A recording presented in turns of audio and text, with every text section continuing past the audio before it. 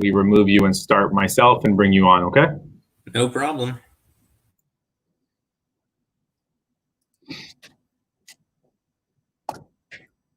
Good evening, everybody. We're going to get started in just a few moments. We have a really special guest and good friend of mine, and I'm going to be excited to introduce him and all of his knowledge to you guys in just a few minutes.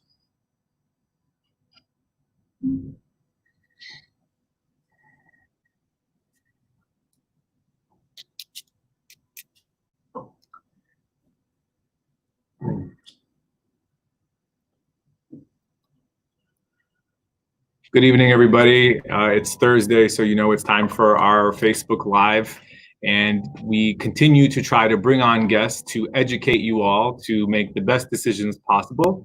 Knowledge is power, and I strongly believe in helping you all get the tools to succeed and to empower each other.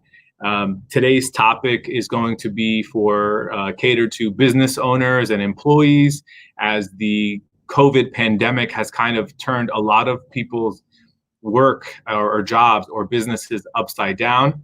So we have somebody here who is going to talk to us about what can and can't be done, and I think has a lot of incredible knowledge that's pretty priceless for any business owner or employee during this time. But before we get started, just a few quick reminders. I'm going to ask you guys every week, please go ahead and subscribe to us on YouTube if you can, and subscribe to our newsletter. We received some incredible feedback from some of you this past week about our Facebook Live. And of course, I would be remiss if I didn't say thank you to Mujahid. She brought us Syrian menaish today, so we've been eating that. So that for me today is going to be the good news to share with you all from Mubarak Law. And also, we just started offering retirement plans for our employees. You know, the Mubarak Law team works so hard for everybody. And today we have officially started with an IRA for each of our employees. So I'm happy to do that. So today's guest is Jordan Ostroff. I met Jordan because every person in Orlando or attorney probably knows Jordan Ostroff. And I've seen him on social media, incredibly active, and he was gracious enough to invite me to a Magic game, and really just to kind of, as one law firm owner to the other, shed some advice. And without further ado, I would like to bring on Jordan, and I hope everybody can welcome Jordan. And if you guys have questions for us on our topics, I'm sure he's happy to take them. So welcome, Jordan. Thank you so much for having me, and I love that you phrased it as everybody, all the attorneys know me, not necessarily like me. So yeah, it's very specific. You know, I chose my words carefully there. No, but people always say good things, and as I mentioned, Jordan he's a good networker, and if you need to find an attorney or any type of business, he could probably lead you in the right direction, and he's a great source of knowledge. So today's, Jordan, we're going to talk about obviously COVID-19, but a little bit get away from news and statistics and numbers, but talk about what rights do employers have. And before we get into that, I'm sorry if I didn't mention that you also have a marketing company that's caters specifically to attorneys. So as I mentioned, everybody knows Jordan, who's an attorney, and it probably has much to do with his incredible marketing skills. So if you're an attorney and you're joining us tonight, please follow his Legalese Facebook and YouTube account. And he has multiple shows, I think a week. Is that right? So for Jordan Law, we do multiple a week. For Legalese Marketing, we do 1 or 2 a month. Okay. And then Jordan Law, at your firm, you guys handle, I know, business, PI. Is there anything else I'm not familiar with? We do quite a bit of professional licensing defense. Normally that's related to business law, but like realtors, doctors, nurses, and even, barbers have to have professional licensing. And so a lot of times the businesses will have issues getting them or helping their employees keep those licenses. And so we'll do that work as well. Okay. So tonight's topic is going to be about business law, kind of, and employers and employees' rights. So I know you have a wealth of knowledge to share with everybody. Where do you want to start as far as how has COVID changed the work environment? So the easiest place to start is from the employer perspective. And really, COVID hasn't changed the employer's requirements to their employees other than in one spot. So as an employer, you have to provide a safe workplace that's under the OSHA requirements. What that really means, that's going to be different in every situation. Obviously during coronavirus, that's going to probably include CDC guidelines or pretty close to it as it relates to keeping your employees, 6 feet apart from each other, having masks, hand sanitizer, etc. But there hasn't been any specific inner office additions that we put on business owners during coronavirus. Okay, so for business owners who are dealing with this, and I'm curious, and I'm going to just jump to it. Your employee tests positive for COVID-19. What is the first thing an employer should do when they receive this information? So the first thing that I think the employer should do would be getting that person out of the office and getting that person away from the rest of the office. That's going to be the biggest immediate need. That's not a definitive specific requirement, but again, if you have somebody at your office who is COVID positive and you have them around other people, then you're not following that OSHA requirement of having a safe workplay. So that would be step one. So that's where we're going to keep the workplace safe and remove the possible COVID-19 positive test result and have them out of the work site to prevent other people from being infected. What happens to that employee when they are told to stay home, and what responsibilities does the employer have to pay these particular individuals? So from that standpoint, before coronavirus, in a situation like this, the requirement on the employer would be nothing. Like for Florida, we are an at-will state, and being sick is not necessarily, it's not a protected class, race, ethnicity, etc. So prior to coronavirus, for the most part, not 100%, but for the most part, you could just fire that employee if they contracted some sort of illness, as long as it wasn't a disability. However, the government saw fit to pass the coronavirus, or the Family First Coronavirus Response Act. So this came out right before the CARES Act, right before the PPP loans and all those. And that put an affirmative requirement on employers to maintain the job of employees and to pay them a certain amount based upon if they have coronavirus, if they're waiting for a test, if they have to be under a quarantine, if they have to care for a family member or child because of coronavirus, or if they have to care for a child because of schools being closed and be, some other reason to have to watch their children. You are now mandated to keep them on and pay them, depending upon the reasoning, depends upon how much you have to pay them and for how long. So do you know if this affects even part-time employees, or is this limited to full-time employees, or just anybody who works for the company? So that's a really good question. Off the top of my head, I don't know the answer to that. So I don't want to speculate. Basically, if you look at it, we have FMLA, so the Federal Medical Leave Act, and so that applied to large-scale businesses.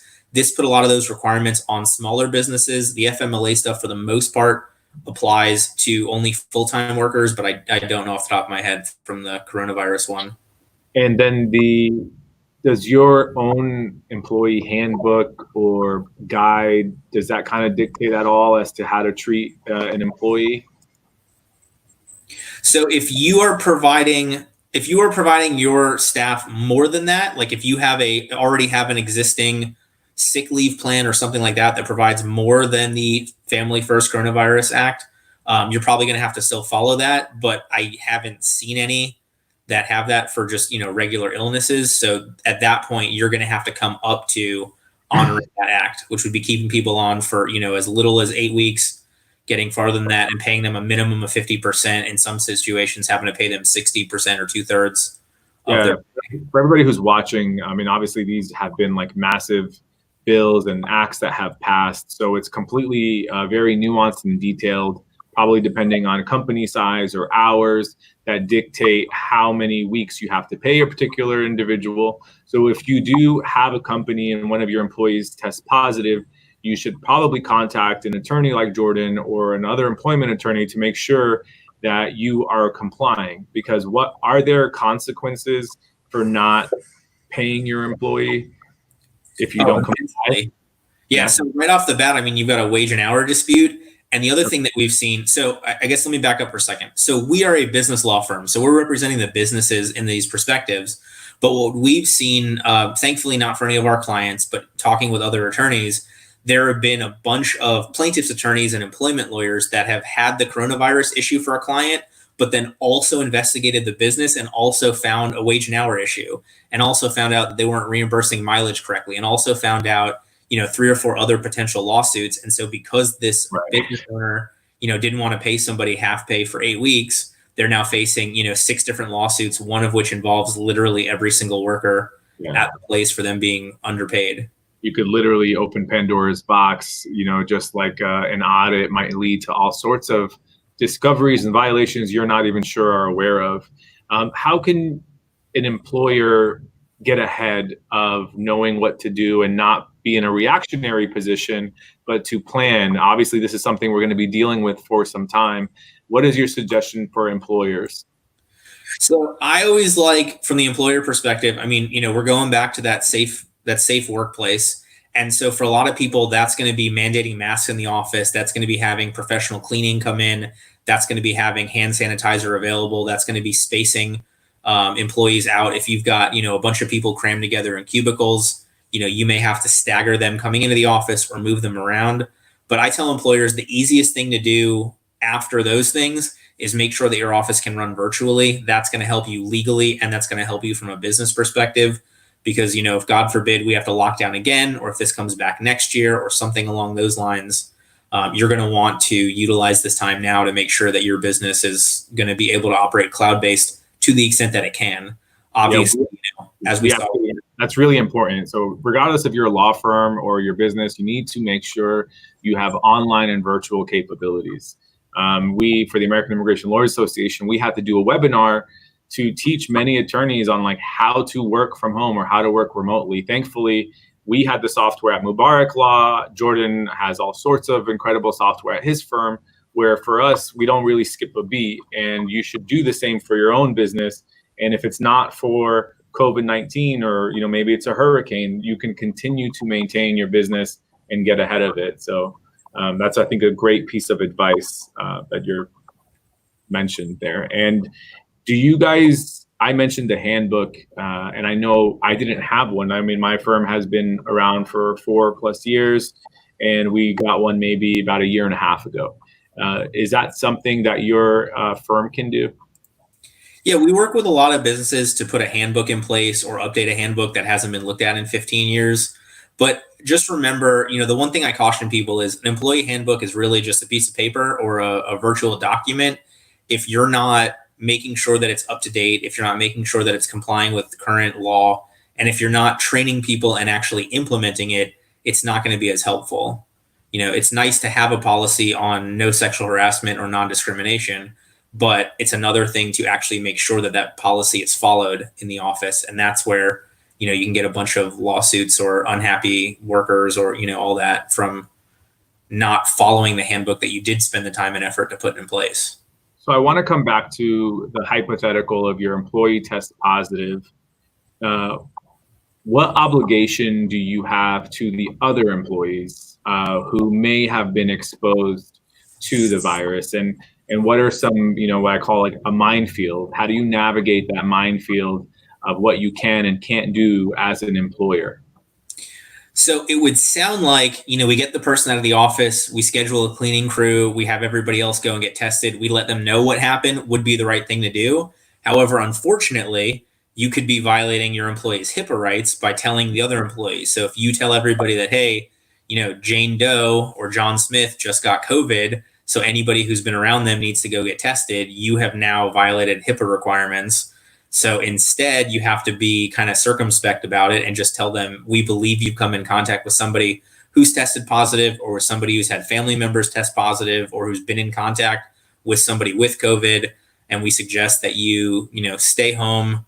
If that's what it goes back to being virtual, being able to have people work from home, have people go get tested, figure out what's going on. And then I would suggest to follow what the NBA is doing, which is they're not letting people back in the bubble until they've tested positive twice in 24 hours. good luck necessarily getting to COVID tests 24 hours apart, but in a best case scenario, that would be a wonderful way to do it. So that way you're minimizing the ability to have an improper positive or improper negative. Or even getting test results in less than a week's time. So you mentioned, this safe harbor or the safe environment. Does that extend to people's clients and customers? I'm sorry if I didn't ask you this before, but it was just, do you have an obligation to clients or customers who may have been exposed to COVID-19?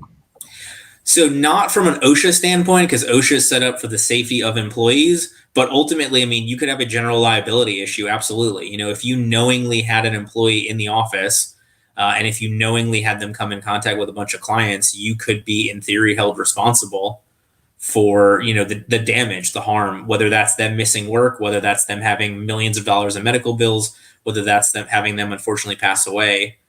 You could be responsible for that. Now, obviously, it's going to be difficult to prove where somebody got it. It's going to be difficult. There's a number of issues that would come up, but it wouldn't be the worst thing in the world if somebody tested positive to then, maybe in your next email letter or try to track down the clients that had been in the office and reach out to them and just say, hey, one of our employees has tested positive. In an abundance of caution, we just want to let you know, something along those lines. And I think in a lot of instances, you'll build goodwill with clients, taking that step if, God forbid, you do have to make that call. Jordan, you were a good resource for many business owners when PPP was happening and all these things. Are you staying up to speed on the proposed legislation in the Senate? So the reason I asked that is because I think they mentioned they want to try to have like a 5-year safe harbor for like COVID lawsuits. Is that something that would fall into this liability that you're talking about? To some extent, yes. On the one hand, the government rushed the CARES Act. On the other hand, they had to. This was a situation where we had, millions and millions and millions of people and their businesses get impacted by this from a financial standpoint, from a health standpoint, from all those things. And so we're going to see quite a bit of legislation have to come out of this, running the gamut of maybe another round of PPP loans, running the gamut of how are we going to deal with business interruption insurance for coronavirus, if it's covered, if it's not, how it relates to people testing positive for COVID and getting injured and who's going to bear the brunt of that. There's going to be all sorts of things that will come out of this. And, we're just going to have to kind of wait and sit back and see what happens. Because I can tell you right now, from just the PPP forgiveness issues, that's been, 27 different things from the SBA.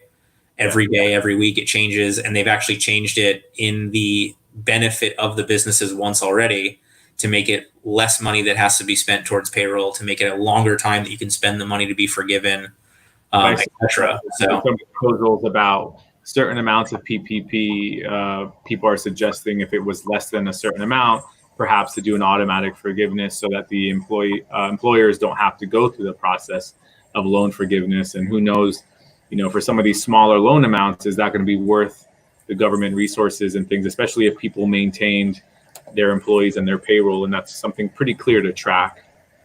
Yeah, so they're talking about it from the $150,000 threshold.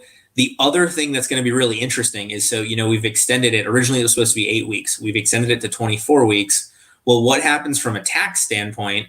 Let's say you got a $149,000 PPP loan, and that's going to get forgiven. Well, you might have to pay, if you get it forgiven next year, you have a liability for this year, but you have the benefit for next year.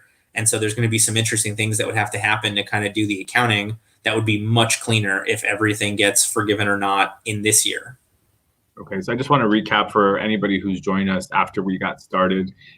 We are here with attorney Jordan Ostroff, and he's providing us with some information regarding to what an employer should do in the era of COVID, and that includes complying with the Family First and the CARES Act and making sure any employees who are eligible to be paid and who are out of work because of COVID, you don't want to open yourself up to liability. But it's not just about the company. So what employee rights, I guess they're going to be intertwined. So what do you suggest for employees who are going back to work right now, and what should they be aware of as to what their rights are? So here's the problem in Florida. We are an at-will work state. There are a number of unions in Florida, but not so many. So for the most part, employees don't have that many rights. I mean, you have the right to be treated properly. You have the right to not be discriminated against or fired based upon your age, your gender, your race, your ethnicity, etc. But in terms of having actual rights, you don't have that many. So the issue here is you have the benefit of that protection from that Family First Act when it comes to needing to not be at work or needing to stay home to care for especially children with the school issue, which I know is a huge thing weighing on so many parents' minds. And I totally understand and commiserate as much as possible on those. But from the employee standpoint, I mean, you have to make the decision. If you're ordered back to work, if you don't have to stay home for your kids, if you don't have a potentially positive test, if you don't have to be quarantined and you don't feel comfortable going back to work, you have the right not to go back, but they also have the right to fire you for that. So it's a balancing test, which goes back to the age old wisdom. A lot of the need for a lawyer can be solved by two people having a genuine conversation and having respect for each other and coming up with some sort of an agreement. Because an employee and a business owner can agree to anything that doesn't violate federal law, whether that's we'll hold your job open for 4 months, whether that's you work 1 day a week and we'll pay you for that, whether it's, we'll pay you your normal salary and work 2 days a week. I mean, whatever it's going to be, you can make all those agreements to make the situation better for your employees. You just can't violate that Family First Act to make it worse. You bring up a good point, like having an agreement in place. And I'm sure you deal with a lot of businesses. What are some of the craziest things you've seen when a large company either has a contract or doesn't have a contract in place?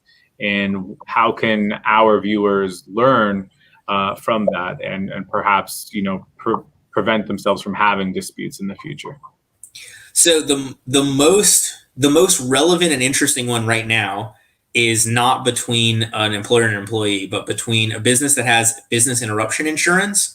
And so that's something that you can purchase that will cover your business if you have a certain amount of financial hit. And the interesting thing right now is most of those require physical damage. So for Florida, a ton of our clients out in, Brevard and Volusia have those for hurricanes, have those for flooding, have those for, tornadoes and whatnot. They don't have them for a virus. And so there are some plans that specifically say they do cover a virus. There's some that specifically say they don't cover. There are some that specifically require physical damage to the building. There are some that include, if you are ordered to be closed by the government, that's included in business interruption insurance. And there's a lot of attorneys. I'm sorry, I'll finish that. Go ahead. Yeah, it's going to be really interesting in a negative way to see how those play out, because even if you do end up getting paid, I think you're going to end up getting so much more litigation and get paid so much slower. Whereas, a hurricane goes through, knocks all the businesses away in that area, and you may get paid in 30 days because they know they have to cut that check for everybody.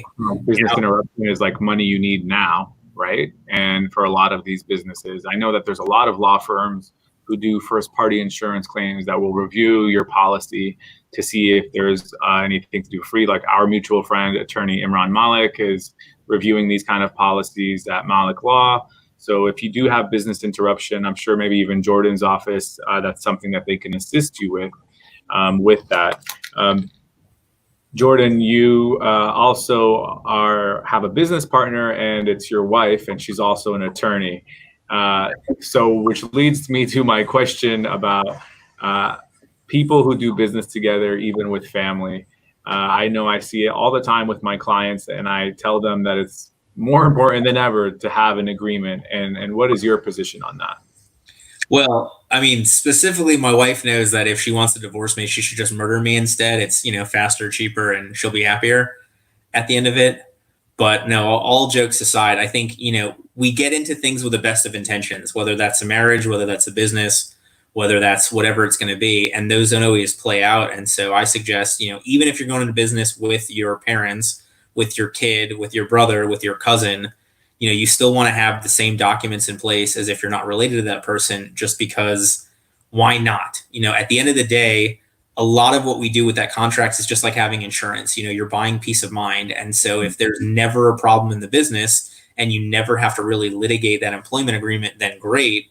But the minute you do, it's going to be worth, 10 times what you paid for it, not having to go back and reinvent the wheel and discuss every single losing the familial or friendship that's there, because it's easy to forget what people agree to on a handshake. But if you have a document that everybody can go back and refer to, I think it helps avoid a lot of problems in the future and like any clarity or misinterpretations. Yeah, and the best thing, I don't require them, but what we try to put in all of them is a prevailing parties provision. So if there is litigation, whoever wins the litigation gets their attorney's fees paid by the person that loses. Most of the time, that's not going to be an option unless it's in the contract. And so that's a really good way to make sure that people are acting in good faith, because if you have to prove to them that they're not acting in good faith, they're going to have to pay your attorney for the right to pay you money because they were messing up. A lot of I just want to do a quick plug for Jordan's firm, and it's because I think it's a really important service. And you guys know I harp so much about immigration and make sure you're protected and make sure you're prepared, or personal injury, make sure you have uninsured motorist insurance. But if you're a business owner, you need to have a relationship with an attorney, and you need to have somebody review your contracts. And a lot of times, if you have somebody on a retainer, you can get a discount instead of waiting for something to go terribly wrong. At least you can constantly have someone monitor you. So I just want to put their website here, and also their YouTube channel I'll mention. He's very active and has some of his associates on the firm as well. And I know that you guys do offer a new service for that's similar to having somebody on retainer. Jordan, if for the last few minutes you want to tell us about that, because a lot of our immigrant clients, a lot of our citizen clients own their own businesses. And how can they make sure to be prepared for not just COVID, but just for everyday business, problems? I mean, look, anybody who's watching this and knows that they can reach out to you, they're doing that much better than the average business owner. Mm-hmm. The average business owner, the average person doesn't know a lawyer. And so what we've tried to do, kind of coming out of all of the quickly changing needs of COVID, is we put together a monthly subscription-based service where businesses will pay per month to have a certain amount of access. And a lot of that is going to be us working proactively, because you don't know what you don't know. And so if you don't have a customer service agreement, we're going to find that out and make sure you then do have one. If you don't have employment agreements, we're going to find that out and make sure you do have them. If you have, large scale contracts with vendors, we're going to review those and see when they come up for, renegotiation and whatnot. And so a lot of people are hesitant to do that based upon money, which I totally understand, especially during this.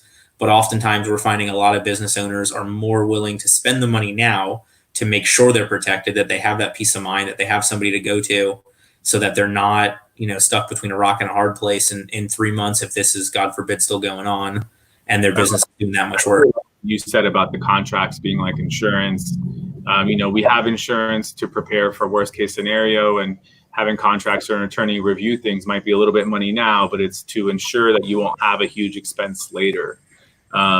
So I thank you so much. Unless you have something else to add, I'll wrap up with some updates from our office. But I want to give you, if we've overlooked something else to share with our wonderful viewers. Now, I appreciate you having me. I mean, we could talk about, as lawyers, I had a judge I was in front of used to say, lawyers have the ability to distill a 10-minute argument to its 3-hour essence. Yeah. So we could always talk even longer than that. But look, if people have questions, reach out. Anybody who lets us know they came from you or the show, they're going to get a free consultation. So at the very least, we'll go over those things. Don't be worried about, suddenly getting a bill for $700 or something crazy like that. And just, an ounce of prevention is worth a pound of cure. A stitch in time saves 9. The early bird gets the worm. We have none of those idiomatic expressions that say you should wait too long to do the right thing. Yeah. So again, Jordan, thank you. And to your wife, Heather and Blair, please tell them I said hello. And really quick, for those who are watching, I know we have our newsletter every month that goes out. So next week, August, will go out. So if you would like to be added to that newsletter, to see our updates, to see our case list, please email me or email Jessica@mubaraklaw.com, and we'll add you to our newsletter. Immigration courts for non-detained individuals. Immigration courts, non-detained means you are not incarcerated and you are not in jail, right? Or in a detention center. these courts have been postponed now into the first week of August. Last time I was on here, it was probably July 31st, but they have continued to postpone this, obviously for everybody's safety, given the situation on COVID in Florida and throughout. Also, be on the lookout for our commercial. It will start airing on Spectrum next week. So Spectrum, some digital media. I'm really excited for you guys to see it. It has our real clients in it, some of our team members, and it's something that we've been working hard for. And I'm not sure how I forgot, because that's actually the good big news to share with you guys. And I'm happy that I can announce that with Jordan on, because he loves marketing. And like he said, if I call him for a 10-minute question, it becomes an hour-long conversation. So I thank you all again for watching, and thanks Jordan for being here. Thank you so much for having me, and thank you to everybody who took some time out to catch up on all this stuff. Thanks, Jordan.